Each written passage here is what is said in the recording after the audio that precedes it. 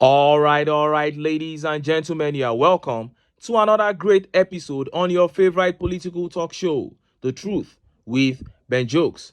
Now, entering into this year 2024, it seemed like the forces terrorizing this country gave themselves a target of how many lives they intended to take this year because the attacks were coming back to back to back. Starting from the Christmas Eve attack in Plateau, the Fulani headsmen, Boko Haram bandits, call it what you may, have not slowed down till today. And the situation in northern Nigeria is unbelievable. There are parts of the north where bandits give farmers clearance before they visit their farms. Farmers pay to obtain clearance. Last year, some farmers who visited their farms without clearance were beheaded in front of other farmers to warn them of such acts of insubordination. That is what is happening in this country under the APC government. And we have been saying that the APC at the very top has a hand in this insecurity, but some will feel that we are just saying it because we hate them. Now, Governor of Zamfara State has narrated a story that sparked a lot of discussion in the media space of this country, because in this story, he was pointing directly to ABUJA and, of course, to top-ranking APC members in all arms of government as the supporters of banditry and killings in Nigeria. Before I show you how he narrated that story and how Nigerians reacted, let me quickly show you this video where the same governor called terrorism a political issue. And when a governor is pointing at political forces higher than him, you begin to ask yourself, who else are the people that can be higher than a sitting governor? See the video. Yeah, on one hand, you do not have full control. But aside that, you say you have intelligence. Sharon, political interference is the major factor here. If we don't have that, believe me, the military, they have the capacity to crush anybody. Remember, we do have our forces in Liberia, Sierra Leone, and they did excellent, very well. That is even in a foreign country. Talk less of here that will understand the terrain very well. So we have what it takes. They have the capacity to do that. But the major challenge is the political interference. We are playing with human lives. Everything is political. Why is it so? For goodness sake. Why can't you face this head on? Why? Okay. That is the serious issue that we're facing. You heard that. Now, someone may say, why is he talking about political interference? Is he not also an APC governor? Yes, he is. But let me explain what is happening here. The old generation APC governors are different from these new generation APC governors. The old generation APC governors like Alimodu Sheriff, Kashim Shettima, who is now Tinubu's vice, Nasir El-Rufai, Abdullahi Ganduje, who is now the APC chairman, Masari of Katsina, and so on and so forth. These guys were the ones, of course, Buhari too. These guys were the ones who entered into that agreement with militia from neighboring African countries. They also recruited many jobless illiterates from Kaduna, Kebbi, Katsina, Zamfara, Kano, etc. to get ready to fight the then Jonathan administration if he didn't leave office after the election. Then they were majorly called Boko Haram. Now they have broken into factions. They are operating under several names like bandits, headsmen, 7 different political purposes. So while the APC members in office now may no longer be using them directly, they remain their old business partners who hold their secrets because you used them to win election. That is why the ones in office can't boldly use the law against them. Then we have people like El-Rufai who still use them for ethno-religious cleansing. Then we have those who just use them as kidnappers to keep making money. All these guys are strongly connected with the APC. And that is why we keep saying that to solve the problem of insecurity in Nigeria, we must get the APC out of power. Because where are we going to start from? If they are in power, the sincerity to fight insecurity can never be there. Even the Southwest APC passively participated in all what I just said because They were part of the agreement. So to get rid of this issue of insecurity, we must get the APC out. Point blank, period.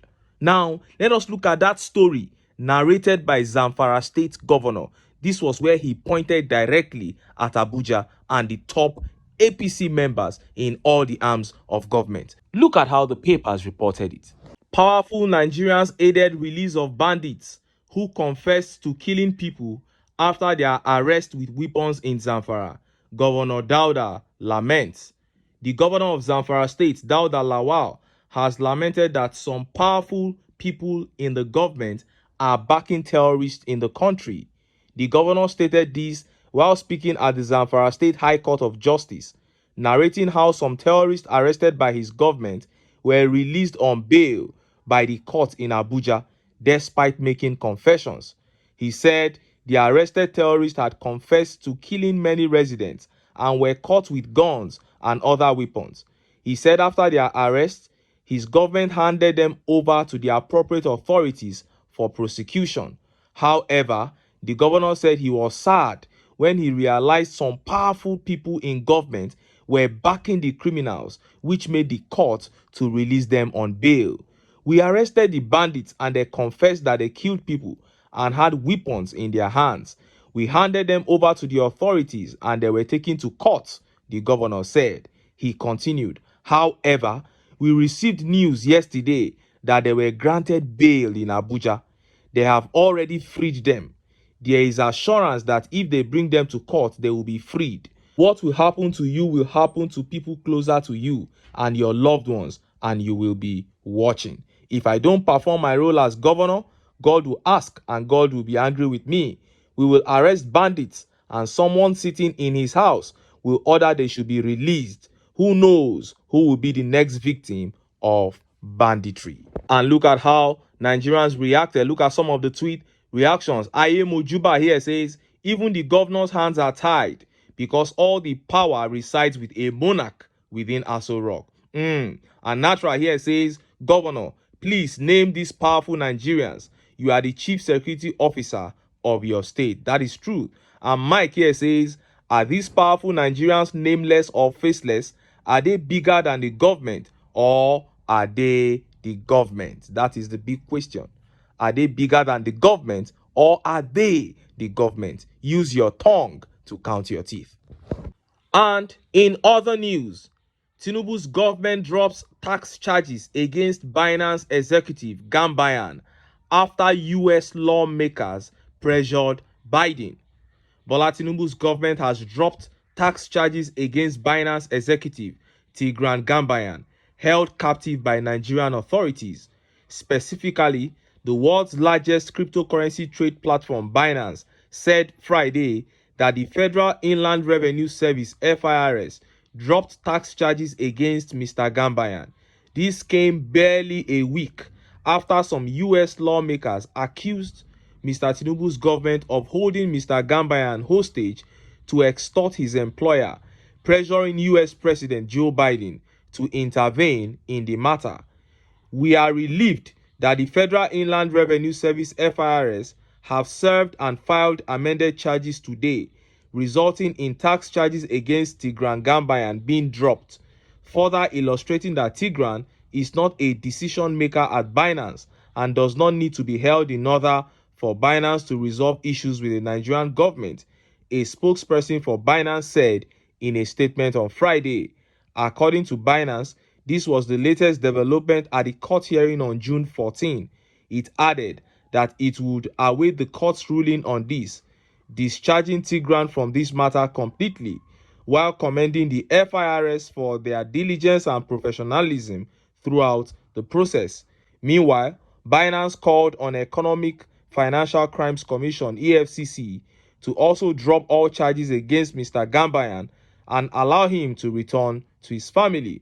In order for Tigran to be allowed to go home to his family, we are hopeful that the Economic and Financial Crimes Commission will take similar steps, said the Binance spokesperson.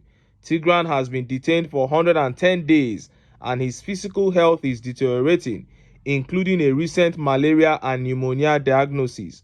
Binance is committed to continue to work with the Nigerian government to resolve this. In a letter to Mr. Biden dated June 4, the lawmaker said the charges against Mr. Gambayan were baseless and constituted a coercion tactic by the Tinubu government to extort Binance. And look at how Nigerians reacted. Look at some of the tweet reactions. This tweet by Credo says, but it is obvious Binance isn't the problem of his failure. That is it. And Oga Mayor says, that's what you get when the man on top can easily be blackmailed by those who can easily call up the dossiers. And this tweet here says, do you see the speed of light at which they dropped the tax charges?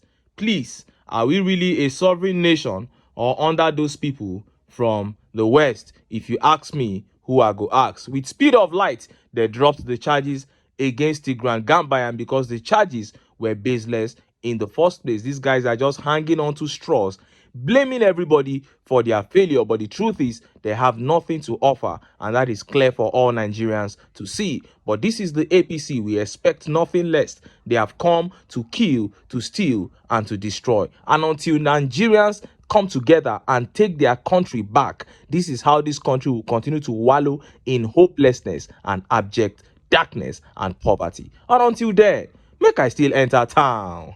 Make I go get some ogbonge political news wey una go like. Why? Because of una. Now I dey here, so don't go away. Don't